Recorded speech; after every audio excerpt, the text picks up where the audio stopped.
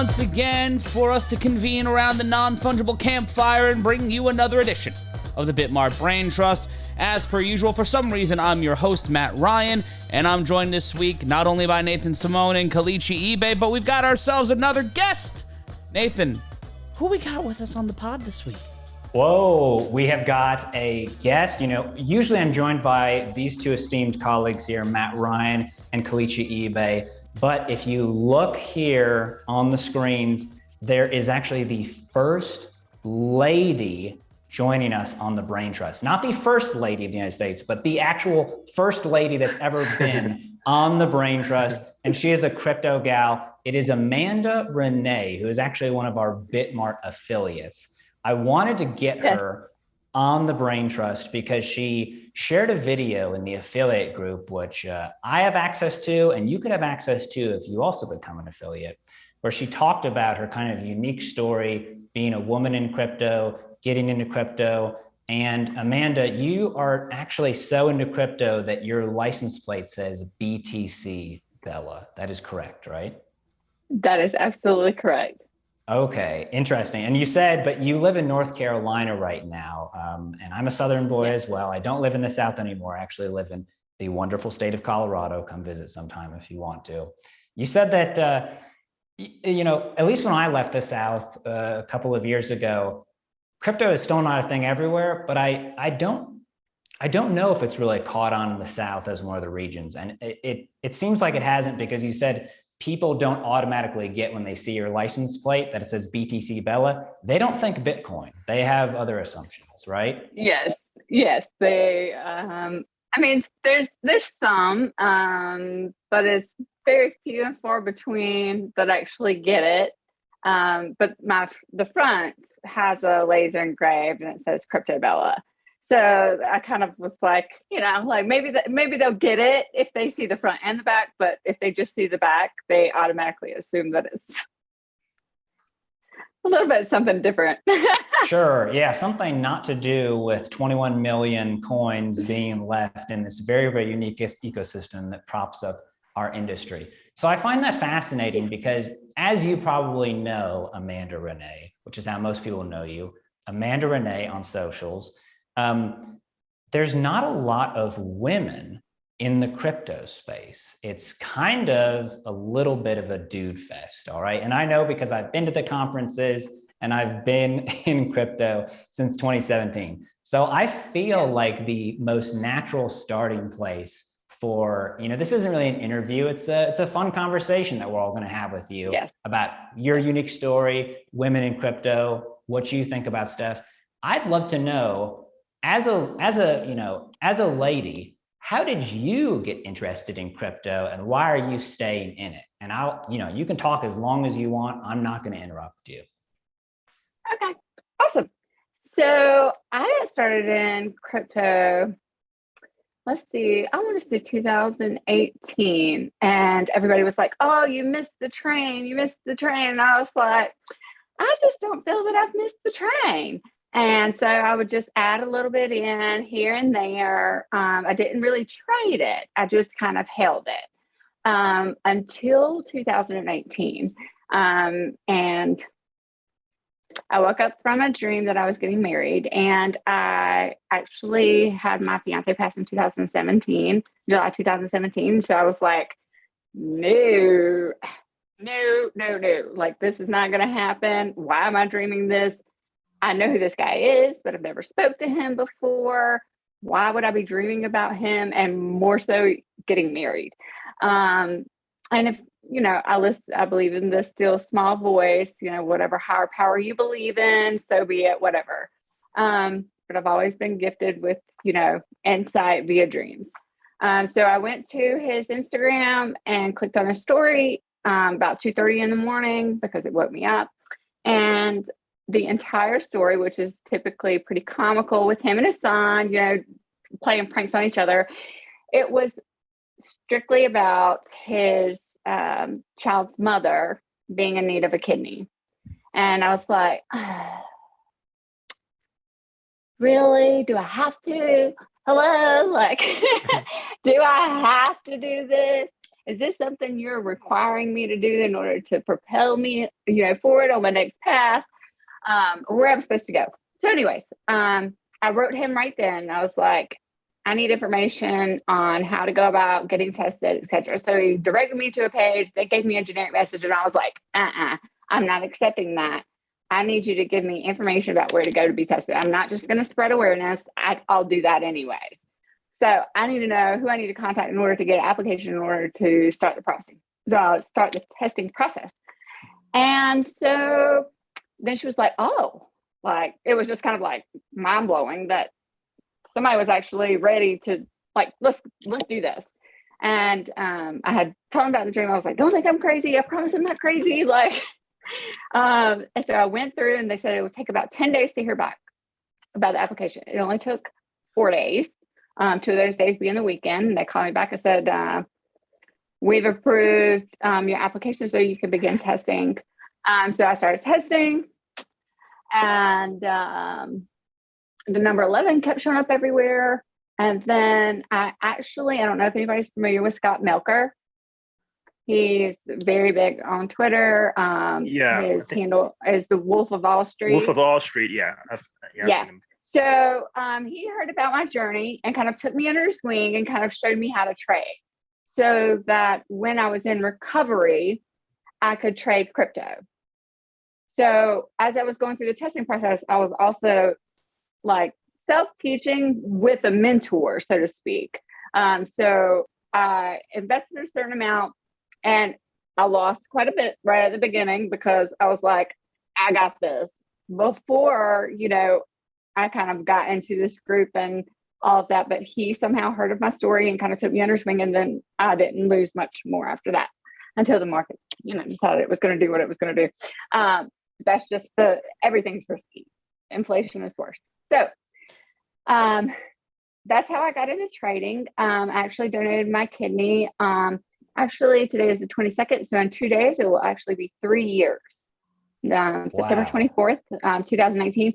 Our HLA tissue typing was that of siblings. I had never met her before. We live in the same state. We have children that are the same age. Their names start with the same letter.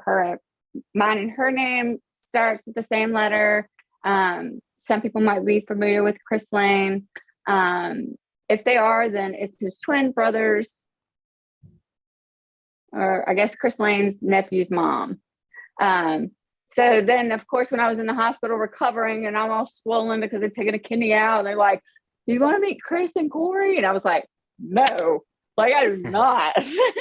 I'm good. I didn't do this for the clout. Like, I did it because I was guided. So that's how I got into crypto. And I have continued to trade.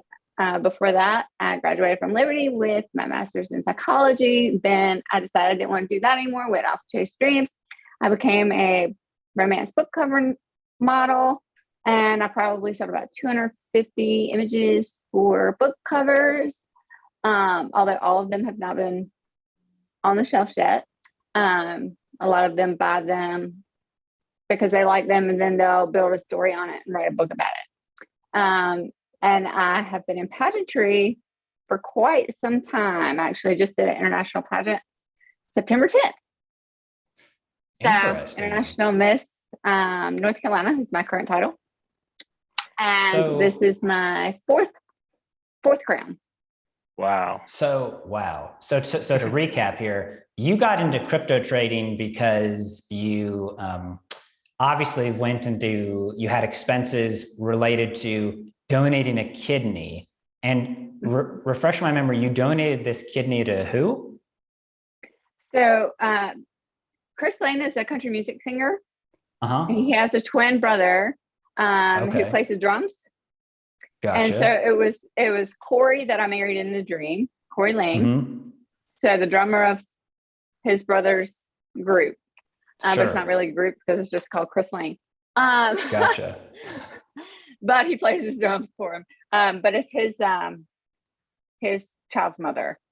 Wow. Okay. Yeah. So so many coincidences here that I could see how anybody, if they wanted to, could see that it would be divine intervention if you're into that. Yeah. Coincidences if you're not into it. But regardless, interesting story. So you only have one kidney, which apparently that's all you need, apparently, is what science tells me. That is absolutely all you need.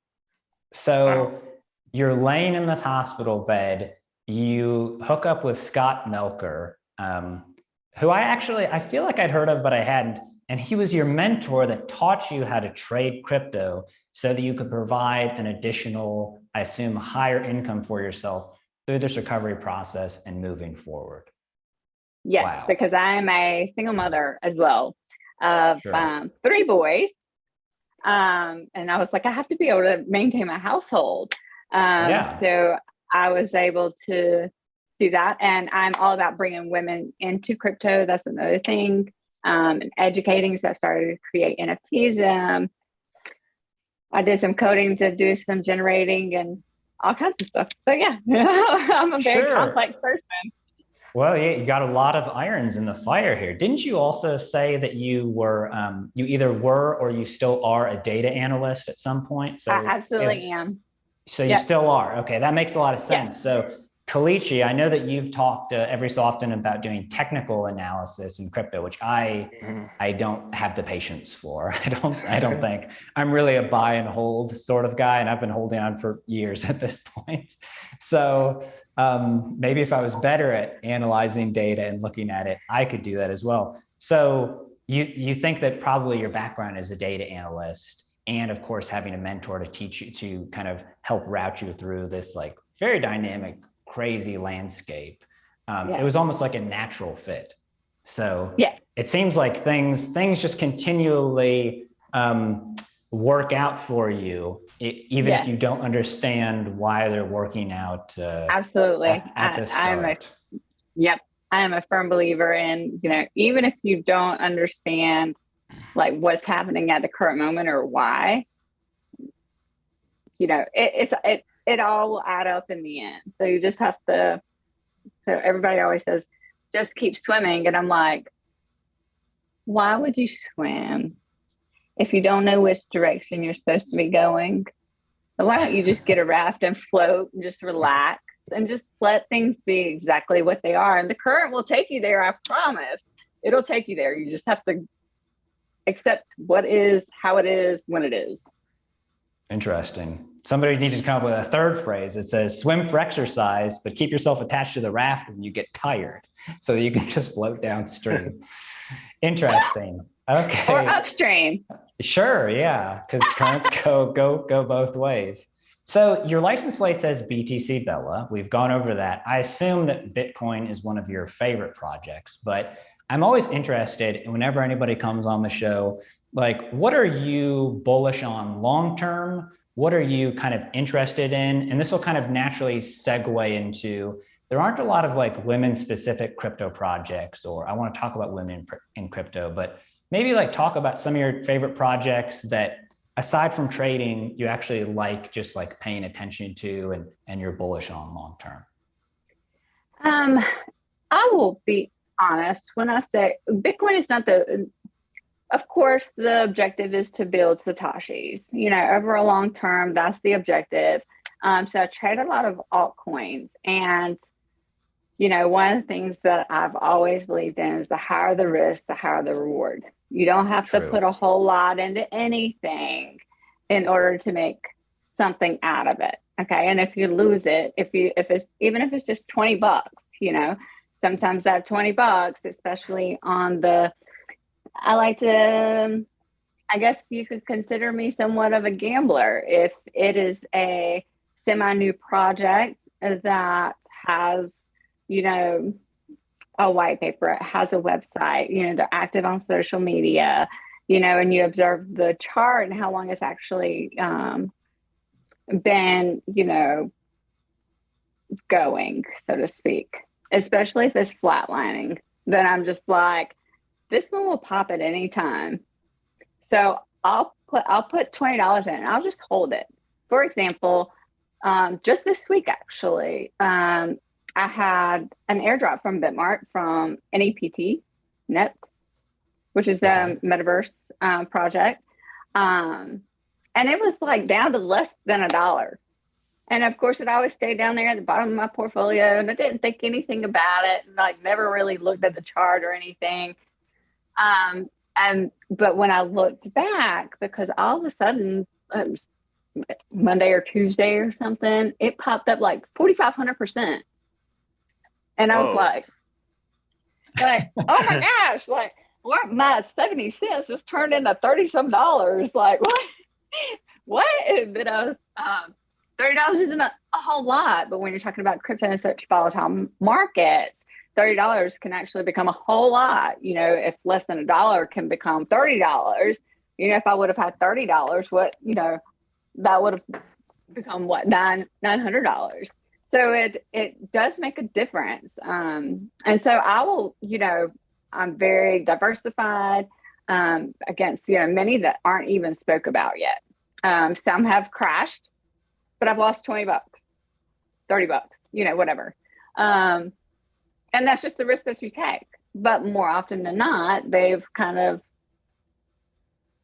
you know, slowly grown or just all of a sudden popped.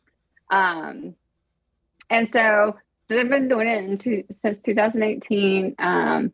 Of course, I was in on Doge long before Doge got like all over the place, and now it's like that thing is just kind of just blip blip blip blip. I'm just like, I'm pulling out, like, I mean, I took plenty of profit because I had like close to 400,000 of them, but I bought them when they were 15 satoshis and Bitcoin was only like $7,500. So wow, I didn't have a whole lot invested in it. That was a great time to enter. That was a great time to enter. Yeah.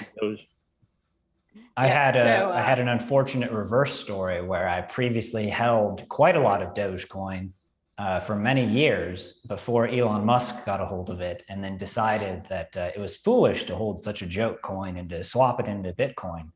But it's still good for the long-term hold, but I could have been much wealthier than I am right now if I'd simply held on to that Dogecoin and waited for Elon to do his thing. And of course, we could have never predicted that. So I don't beat myself over the head for it. So you're into altcoins, definitely. You're a BitMart affiliate, which makes sense. I mean, BitMart is, you know, one of the premier altcoin exchanges in the world. And, you know, you're a BitMart affiliate, so you get people to sign up to try and, you know, learn from the stuff that you do. I'm interested, as a woman in crypto, do you have like a lot of girlfriends that are into crypto? Do you have girlfriends that you've gotten into crypto? Because sometimes I see, just in the wider world itself, regardless of somebody's gender, identification, whatever, people are like, we're in crypto, me, Matt, Kalichi, we're in it to win it. It's like, it's as ubiquitous as basketball or baseball to us. But I forget that when I go out on the street or in the larger world, people are not only still skeptical of it, there's still some people who just have no idea what Bitcoin and other stuff is. So I'm interested in, I think you said in your video that you actually taught your mom how to trade crypto. So I did. I'm just interested in your personal life. Like, have you gotten your girlfriends into crypto? Have you, specifically with women in crypto, because they're such a minority? Tell me about that. Yes.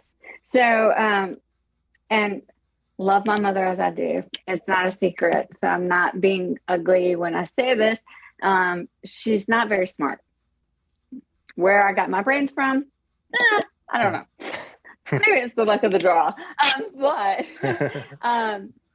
she will, you know, she has no problem admitting that, especially when it comes to math, and like, she still doesn't understand the technical analysis stuff, you know, or the data analysts. And she's just kind of like, just tell me when I'm supposed to sell something. And I'm like, no, you're going to learn this for yourself, because I'm not always going to be here. Well, right now I'm there because for the last year, she's had some health problems. And she takes care of my grandparents. So now that's my life. I take care of my kids, my grandparents, and my mom, because she just had surgery Friday. So I told her a couple summers ago, and my brother-in-law kind of taunted me, of course, because I'm a female. He worked in the banking industry for so long. So it kind of was like, ha ha ha, like, you think that's actually going to do something? I was like, I know it is. And watch, like, just watch, like it's going to. of course, I had been trying to convince my mom. I was like, pull your 401k, pull it. I said, because what are you making? What are you making on it? What is your percentage of gain? I was like, they're using your money to make money. Why aren't you using your money to make money? Like, that doesn't make any sense to me. And so it took about maybe a year for me to convince her to actually make that move. I was like, Mom, if there's anything, I was like, you can't listen to Corby. He's thinking, US dollars, treasury, that kind of thing. I was like, but nobody thought the computers were going anywhere. Nobody thought there was going to be like a World Wide Web, or that, things would not like evolve. I was like, but we are in an evolving culture, like a society. And, your grandkids, that's going to be what they use. It's just going to be what they use. I was like, and your 401k is not going to do anything. I was like, inflation's going to come. It's going to be worth less, even though, the amount might say a little bit more. You're going to be able to get a lot less. I mean, think about it. Like when I was younger, how much could you get with what you've got now? A whole lot more. I was like, it's going to keep doing that. I was like, pull it, put it in Bitcoin. I'll show you how to trade. And I did. So she took her 401k out and put it into Bitcoin and a few, random altcoins. She actually sold her Doge right before the spike, actually. She was incredibly upset about it. Wow. And when I say she sold it, she had more than I did. She probably had close to 600,000 of them and sold, right before, because she was like, we had to move from this is when Binance, stopped serving like on the big platform. They, said no more US. So she had to move everything out. She was like, oh, I'll just, put it in Bitcoin, just, put everything in Bitcoin. We'll just transfer it all at one time. So she sold out of everything and, moved everything over to between BitTrust and BitMart, because I was like, these two are, good in the US, like, just do it that way. So anyways, then Bitcoin spiked or whatever, and she was able to renovate her entire house and still have more than what she had in her 401k. That is, okay. So that's a great ending to the story. That might not be the end, and I don't want to cut you off here. It is. It is. That's the end? Okay. Yeah. Because I was just about to say, she was able to, completely redo her house. Because I was about to say, Amanda, that is incredibly controversial advice. So I'm glad that you shared that. We don't give financial advice on this podcast, but that's a very interesting, and I'm glad that worked out well for her, because probably 9 out of 10 people, even if they are true Bitcoin believers and altcoin believers, like I am, would have just said, no, don't do it with the 401k. You should pull it from someplace else. So I'm so glad that it worked out for you, because unfortunately, there's a lot of stories where that did not work out. So right. Props to you. But this is when Bitcoin was still, 75, 100, sure, $8,000, and I was like, I'm not going to say that you're going to get rich overnight. I was like, this is something that you hold long term. I said, but by the time you would actually want or be able to pull your 401k, you would have more. And, yes. This is not financial advice. I don't want anybody to take out all their savings and chunk it in there like I did, like she did, because, we were very intuitive people, I guess. And we're just like, okay, so it's evolving society, evolving culture, especially when COVID came and then everybody was virtual this, virtual that. And then the metaverse stuff kind of took off. And that is one of the main crypto tokens that I look into, is actually the metaverse, NFTs, that kind of thing, which is why I created the code to generate a variety of NFTs. Okay, interesting. Yeah, I mean, crypto trading is a mix of, nobody can predict the market, so there's some degree of luck to it. But unlike gambling at a casino, it is luck based on data that you can analyze, historical trends, foundation of a project. It's not like throwing the dice at a crap table. So I'm so glad that it's worked out well for you, and I'm really, really glad that it worked out for you with your mom with pulling stuff out of her 401k. I'm interested now or maybe you didn't touch on that.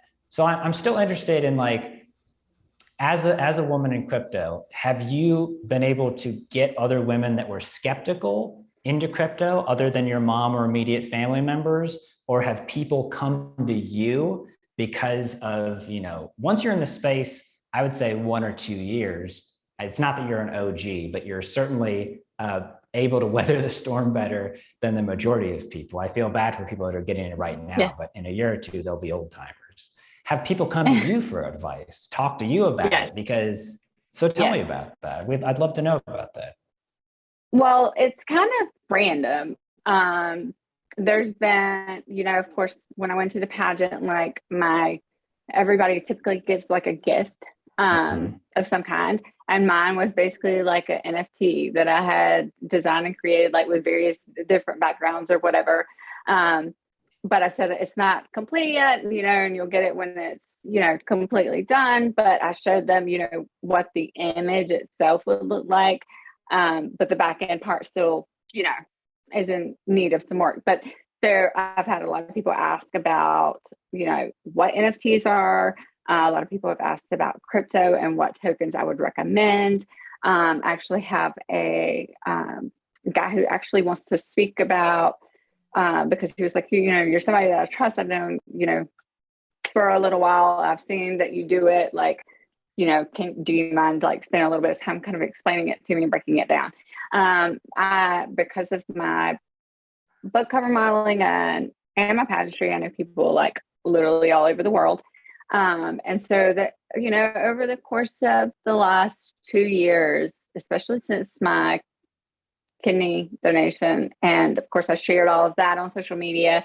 So there were a lot of, new people that I had never met that started following me or whatever. And even some of them have come to me and been like, hey, so, how does this work exactly? Like, what is the point of this? And, how do you get your money back out of it?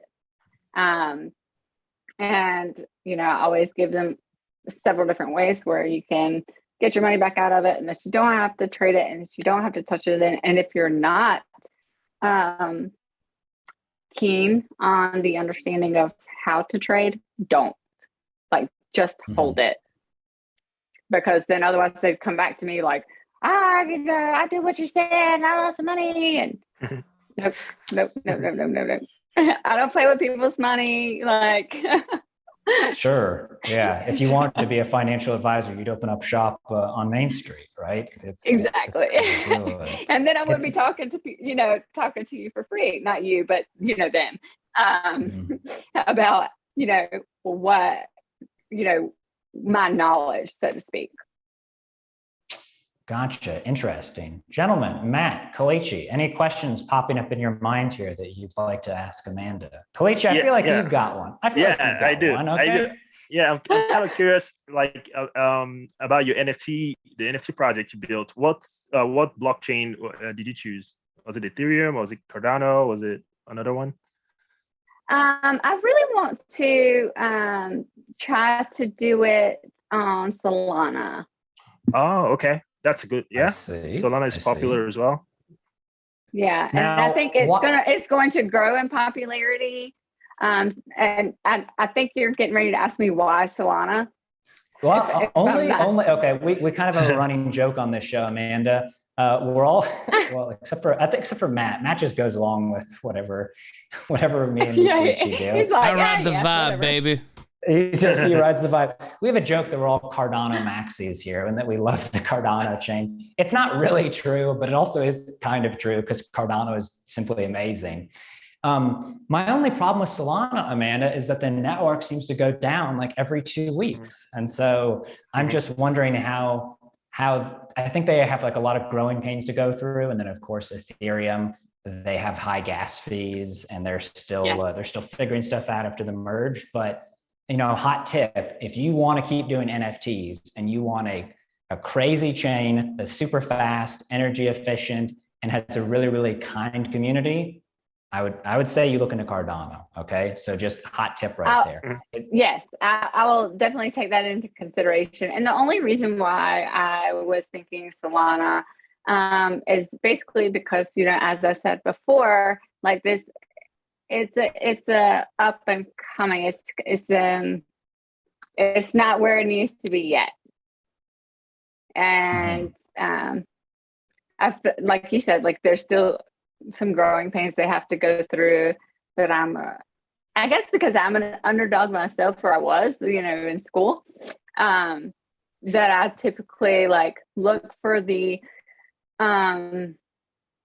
if I'm bringing in and promoting to women who are not the dominant gender, then why would I not also choose a non-dominant chain to do it on, to kind of, then women would go, oh, I'm familiar with Solana, and kind of help them in the process as well. Gotcha. It makes a lot of sense. But I will definitely, consider Cardano, because I did hold some like at the very, very beginning and put it on my cold wallet. Look, I'm going to be honest, I'm ADHD and I don't have a clue what I did with it. Oh gosh, it's probably worth it's a little bit down now. It's not at $3 anymore. But Kalichi, the reason I was bringing that up was because I know there's a lot of female Cardano NFT creators, and that's a growing community as well. So I just don't have any insight into Solana about what the women NFT creators are. So I know that Cardano already has that as a community. That's why I kind of suggested that. I'm sure that Solana does as well. But I couldn't point to any collections right there. I'm thinking of Callie Nighthawk on Twitter, Kalichi, from the Cardano community. Okay, interesting. And I find it fascinating too, Amanda, that so you've been in these pageants, which they're about looks, beauty, the appearance of things. And I'm wondering if you kind of find that there's some parallels between the pageant world and the crypto world, both for the positive and the negative. And we don't have to talk about the negatives if you want to, but sometimes when I think about things that are only appearance-based, whether they're projects or other things like that, I think, oh, something can look really good, right? Something like an altcoin or a project can look really good on the surface and have all the things that you want, but it turns out to be a rug pull. And then on the other hand, there's things where you think, oh gosh, I wish the website was a little bit more developed. I wish they did, better stuff on social media, but it turns out to be this great project with a great foundation that everybody is just sleeping on. So I'm wondering if being in the pageant world, which is a unique world that I'm not familiar with at all, if you found some parallels between there, trying to deduce how much substance somebody has, or how much there is maybe behind like the flash in the pan versus the crypto world, which can also be a lot of appearance-based and flash, and you have to kind of dive deeper to see if there's substance or not. So this is where my master's in psychology comes in. Because one of the things that I look for especially when I'm looking at new coins, is, did it copy code? Is it an open source code? If it's an open source code, go look at the code at which it was copied from and see how that kind of works. That's the psychology part behind it. As far as pageantry goes, every pageant that I've been in is not just about appearances, especially the platform that I've chosen the last two times, which is International Miss in 2018 and 2022. I represented the state of North Carolina. And it's because they're more about authenticity. So gotcha. About being who you are, like in front of the camera, off camera. Like we don't have to cover our tattoos. They want us to be like transparent and just like who we are, like embrace your individuality, which is something that I do look for in a coin is, does it have its own code? If it has its own code, what's the history behind the person that created it? Have they created other coins in the past? If they've created other coins in the past, how is that coin doing? So it's like I kind of do like a trace on if that person's never created a coin, and this is open source, but this one kind of crashed. the code in which it was created from, it crashed. It was a rug pull. There's a lot of like, people chitter chatting about it on Reddit, CoinMarketCap, their comment section is very useful to me. Because, oh, wow. I mean, just because you'll see the good and the bad. And then even the good comments, you have to go, okay, but this is 1 to 10 bad ones. Mm-hmm. Right. And yes, there's a lot of people that are going to get upset and only bark when they have negative experiences. I understand that. That's what, again, that goes back to psychology. But if you're looking at CoinMarketCap and you're also looking at Reddit and you're looking at the project and you're looking at the chart and you're looking at the creator of it, there's a lot of information that's the analytical part of me, I guess. I'm naturally analytical. So then I'll, pull a whole bunch of factors together as to whether I'm willing to take that risk. Interesting. Yeah. I mean, you have to be analytical in a space like this because unlike stocks and bonds where you have brokerage houses where you got 30 people researching one stock and you can pull the data, a lot of this you still kind of have to find yourself and parse it out for yourself. CoinMarketCap and other places, they do a good job of kind of giving you the basics, but it's still a mostly unregulated kind of, for lack of a better word, unproven industry. And you kind of just have to go off of the historical stuff that projects that you've seen before in the past and your experiences. And so I'm glad that you brought that up about you evaluate something, whether it's on open source code. There's always a debate about that, about should all the code for the cryptos be open source or should it be proprietary? So that somebody can build a different ecosystem. It's probably better that it's open source because, of course, the granddaddy of them all, Bitcoin, it's been open source since the beginning. It continues to be open source, and is Ethereum as well. So I'm also interested, and then once again I'll default to Matt and Cleach to see if they have any questions. You said that you have 3 boys, okay? Now I grew up in a household of boys. I can only imagine what my mother went through, but it was just me and my brother. However, if my mom had been into crypto, I'd be a billionaire right now, okay? I mean, come on. Can you imagine if in 2009, when Bitcoin was released, my mom had been telling me, Nathan, you really got to buy 50 Bitcoin and it's $5. I mean, I'd be, I'd be Sam Bankman-Fried right now. I'd be sleeping on bean bags and living in the Bahamas. Now, maybe this is the timeline that I'm supposed to be into, but this is really interesting. So you're a mom, you've got these 3 boys. Like I said, crypto is a male dominated space. It seems like guys, for some reason, maybe because guys are naturally a little bit more analytical, they're into crypto. So are your boys like sick of you talking about crypto, or have you got them into crypto? Because the earlier you get started with, learning to invest in Bitcoin or Ethereum, or just learn how this stuff works, if one of your boys went into blockchain tech, like that is a very lucrative STEM career in the future, sort of stuff like that. So I'm very interested in that. What do they think about it? What's it like being a crypto mom these days? I am so glad that you asked because, okay, so my oldest is 21. I know. I don't look it, but he is 21 and he actually just got in a vehicle accident last week. Same time my mom was in the hospital. I've just had a crazy week, okay? It's not always like this, but they were not at fault. So he's like, waiting for, he knows he's going to get a settlement. He's like, Mom, so I'm thinking that, I'm going to take a little bit and I'm going to put down, on a car, and then I'm going to put the rest into crypto. And then you're going to teach me how to do it because, I don't want to be a commercial electrician anymore. And I was like, yay, Wow. As far as my 13-year-old, I have labeled him this. Nathan, I'm sure you saw it in my video. I literally named him my little Einstein. That's not his name, but that's what I call him because he's highly intelligent.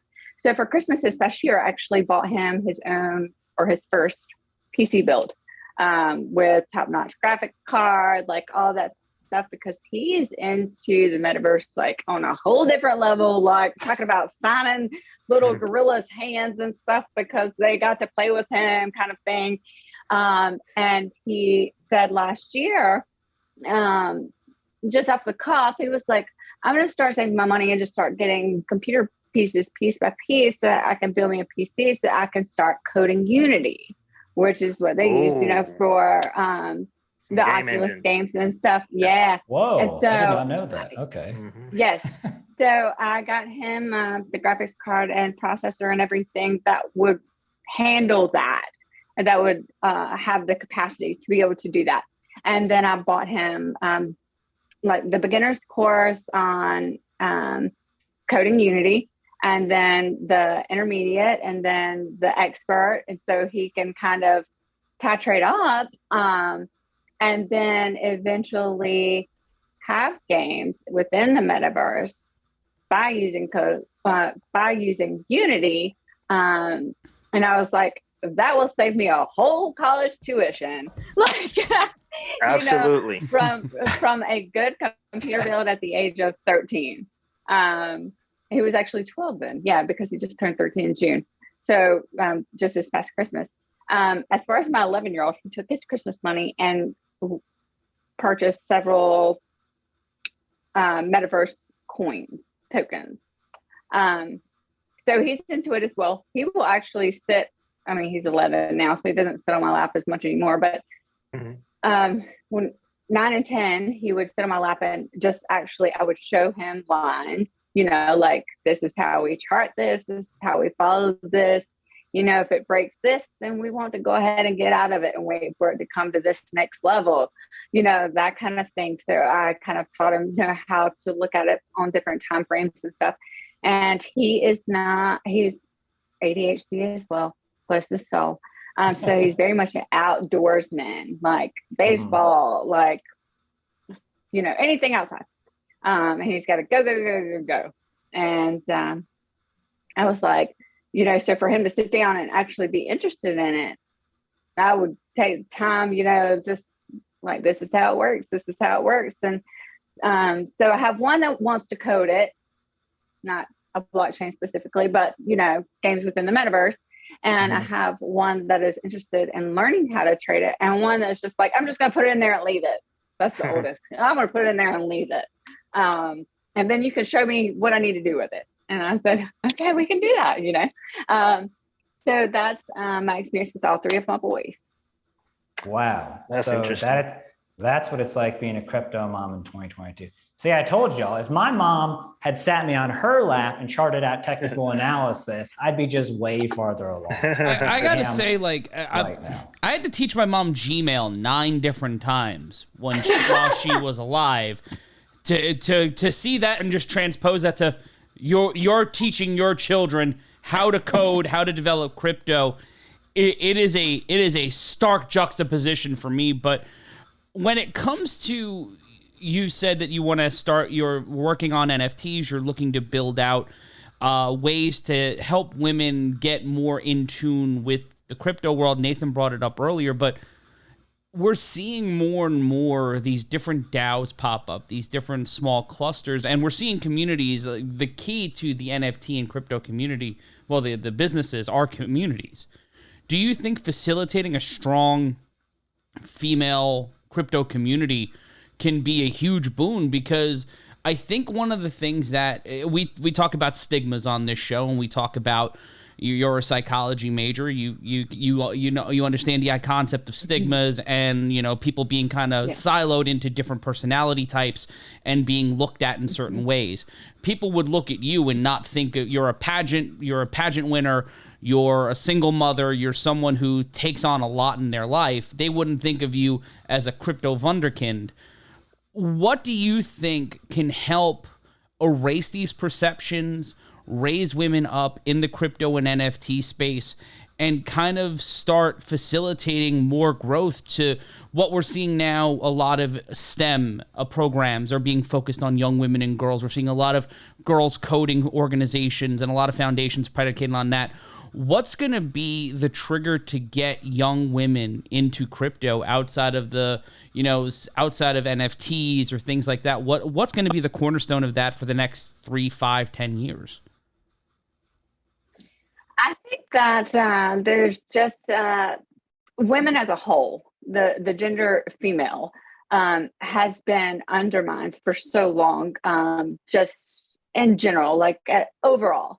And we're looked at as, okay, if you're pretty, you don't have a brain.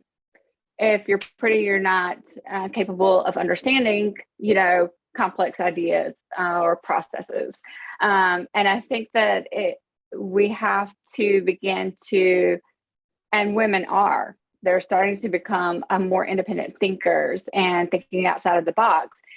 Because now us women, a lot, especially 2022, there's a lot of women that have to support households by themselves. And if you have to uphold a household by yourself and your job isn't doing it, then you have to look to other avenues. And if you're not looking to other avenues, then you're comfortable with the position that you're in. And if you're comfortable, hey, no problem. But if you want to create a future for your kids, like it's a wise move to evolve with the times. And, as far as the men go, when women stand up and they start speaking, like mansplaining is one thing that I just can't, like I have almost a zero tolerance for, because, I did graduate at the top of my class with my master's in psychology. I am a data analyst. And when you talk to me like I'm an idiot, I love nothing more than to prove you wrong.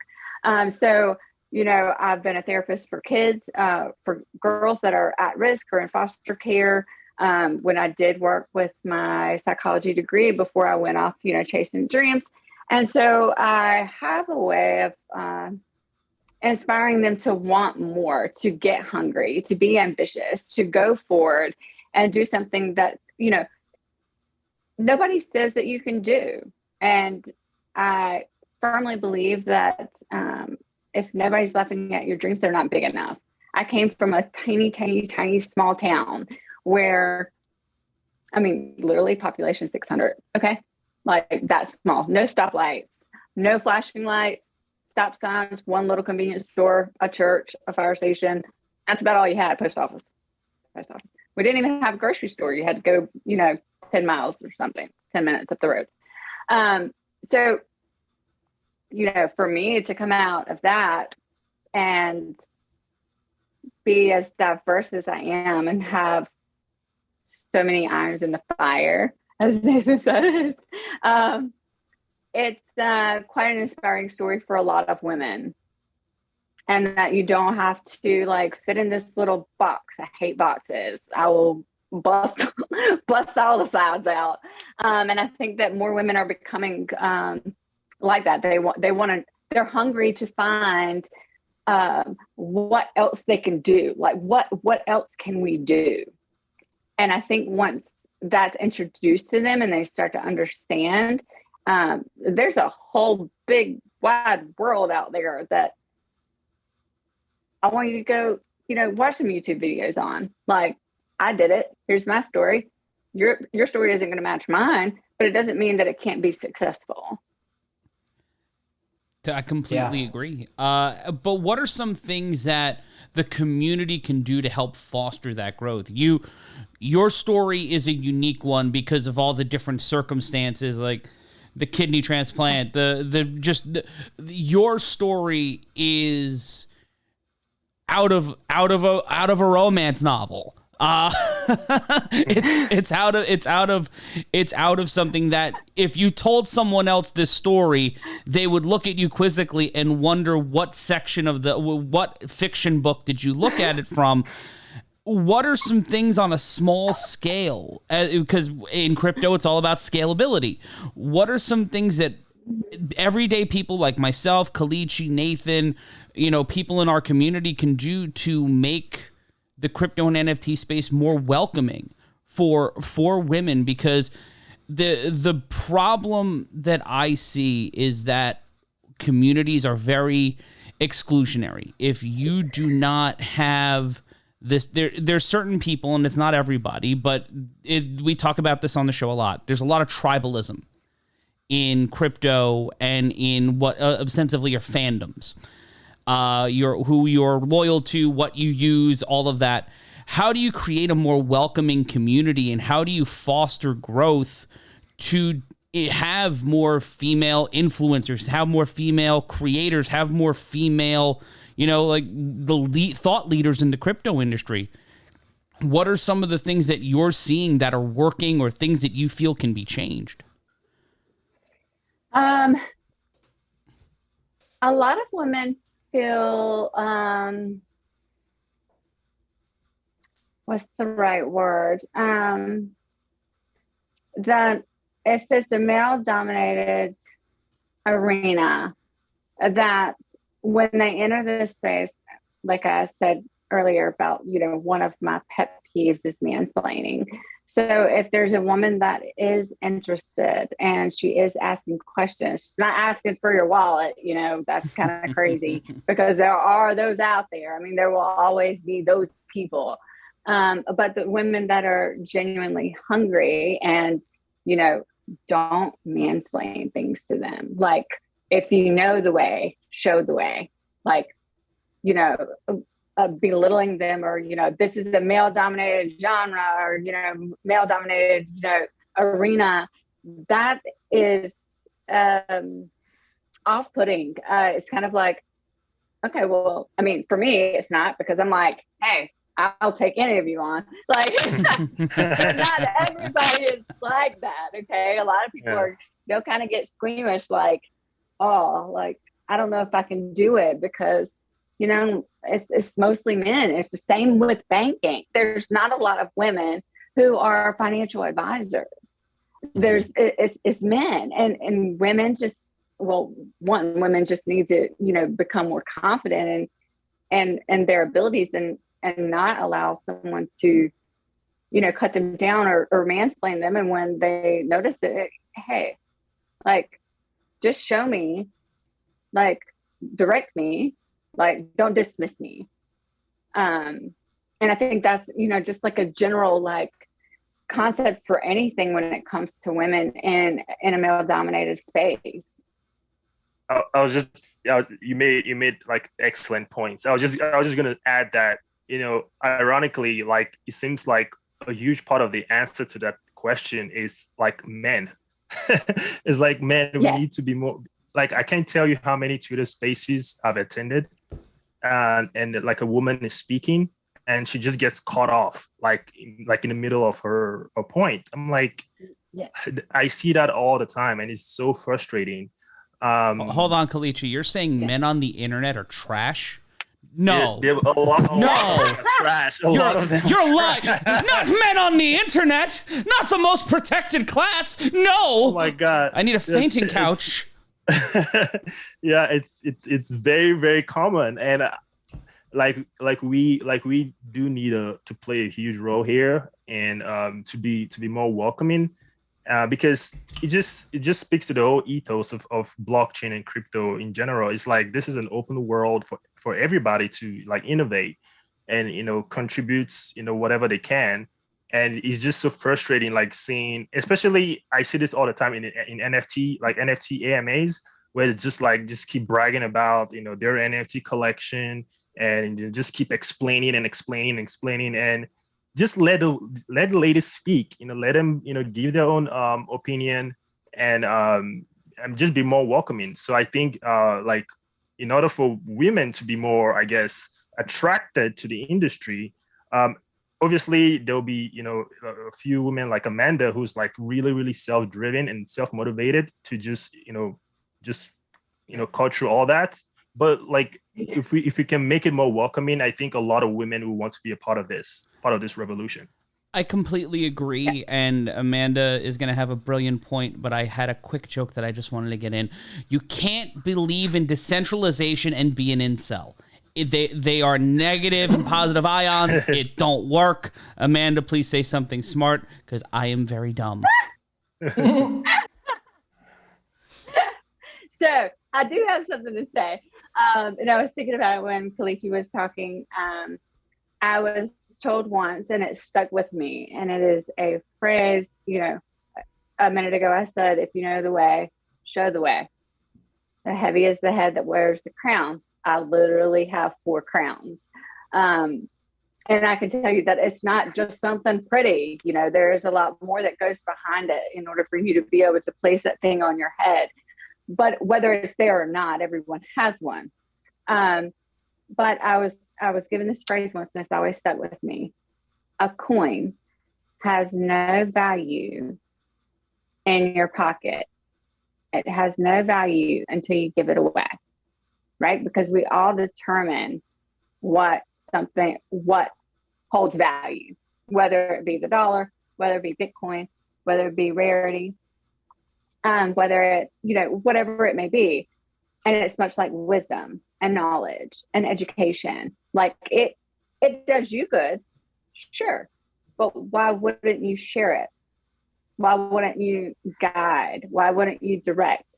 I get that it takes time, but all you have to do is point them in the right direction. And most women are so eagerly looking for something more. They're hungry. They don't even know.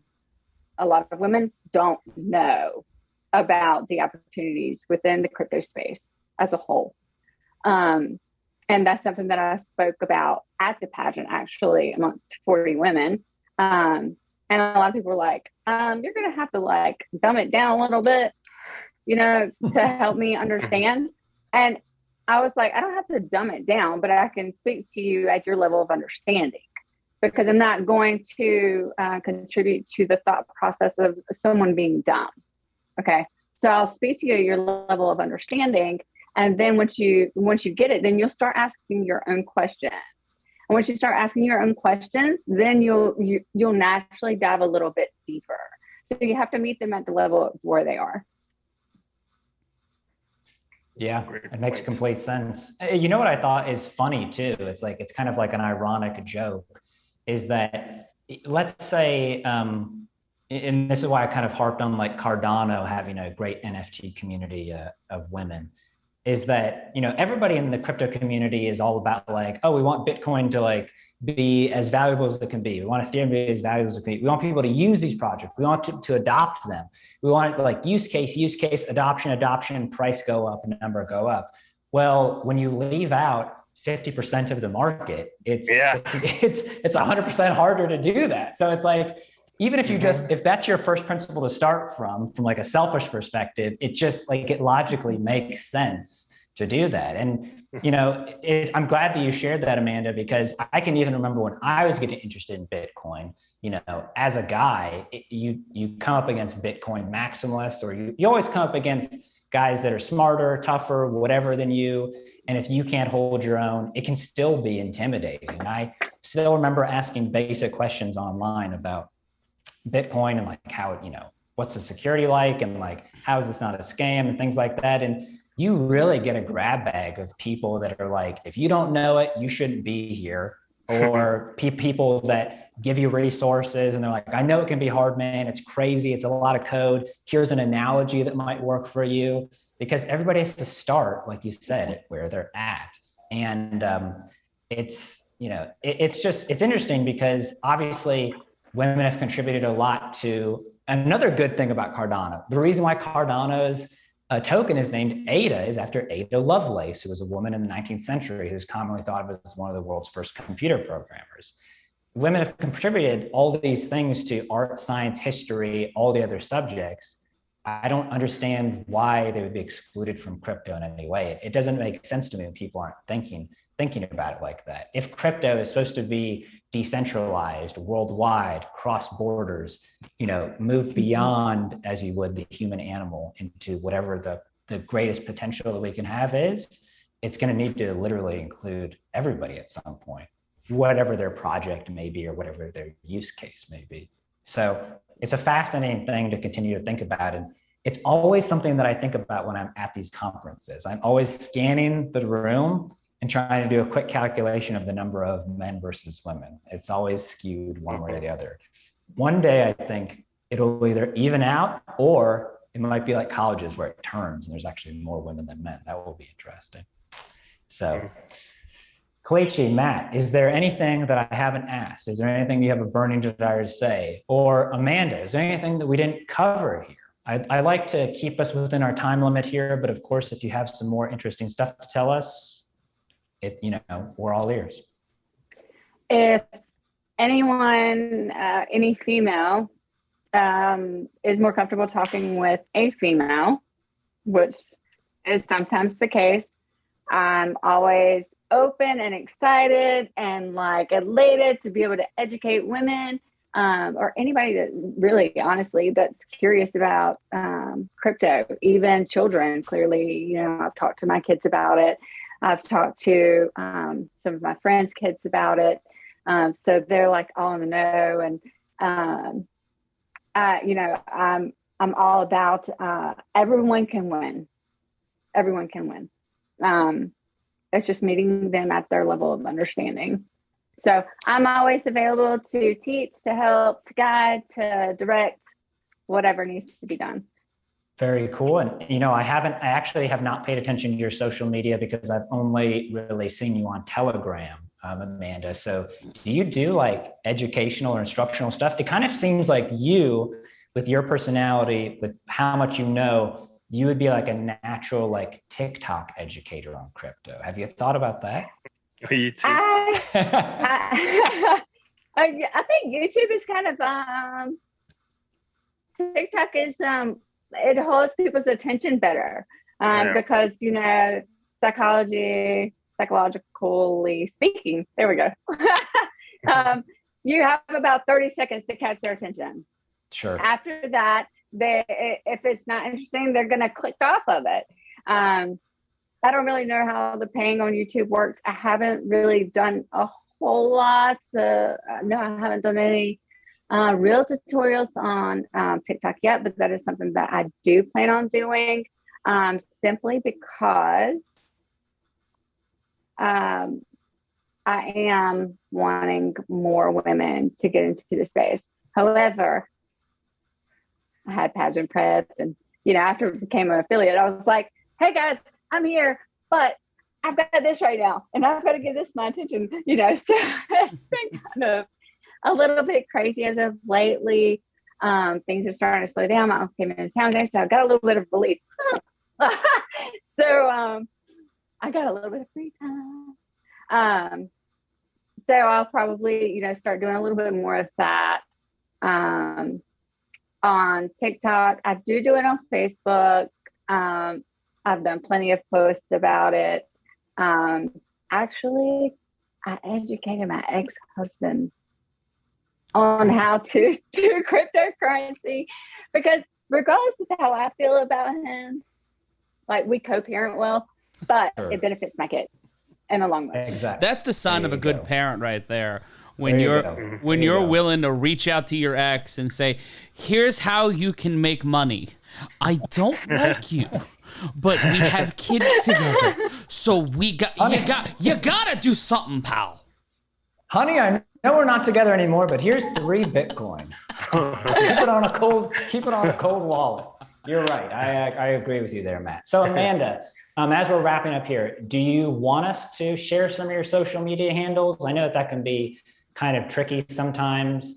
So if you want us to, you can, we'll drop those in the comments below. You don't have to talk about it. You can do select ones. Like if you only want people to contact you on Instagram versus someplace else, like you can do that, or Telegram. So that way, if there are women in the audience, because I know that we have a mostly international audience here. So if there were women, especially internationally, that wanted to contact you or ask you questions, I'm sure that they would find you a great resource, because, as you can probably tell everybody from this video, Amanda, she's open to talking about crypto. She knows what she's talking about. She's got the beauty and the brains, the entire package. So, yeah. So guys, is there anything else that we'd want to ask Amanda here? Have I covered it all? Do we think that we've gone comprehensively here? Kalichi, anything else? Matt, anything else? Would you like to come back? Sure. Anytime. Well, there we go. Got another person on the recurring guest list. Okay, now we'll have to build a revolving door. So thanks for that, gentlemen. Okay, I'm just kidding. All right, so I say, let's end it there. That's been a great 1 hour conversation. Everybody out there who's listening, you've been listening to Amanda Renee, also known as BTC Bella. She's a BitMart affiliate. She is a beauty pageant queen, 4-time winner. She is a data analyst. She's a crypto mom. She is a crypto gal. She is one of those women in crypto that every so often you see when you part the crowd.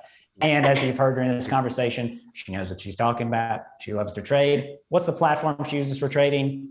It's BitMart. Matt, I think we can wrap it up here. Kalichi, I think we're done here. Yeah, it's a good way to wrap it up. All right. Well, thank you so much for joining us, Amanda Renee, and thank you, Kalichi, and thank you, Nathan. As always, for joining us. We'll be back next week with another edition of the BitMart BrainTrust. Will we have a guest? Will Kalichi be kidnapped again? We will answer these questions and more next time on the BitMart BrainTrust.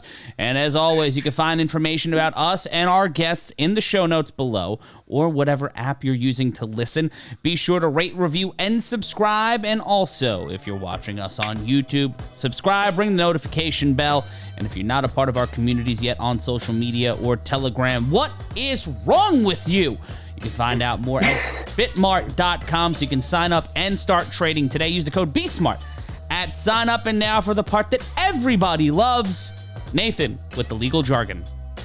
Hello to everybody out there in crypto land. Did you enjoy that conversation? I know that I did. It's always interesting to learn more about crypto projects, NFTs, and what is going on in this very unique industry.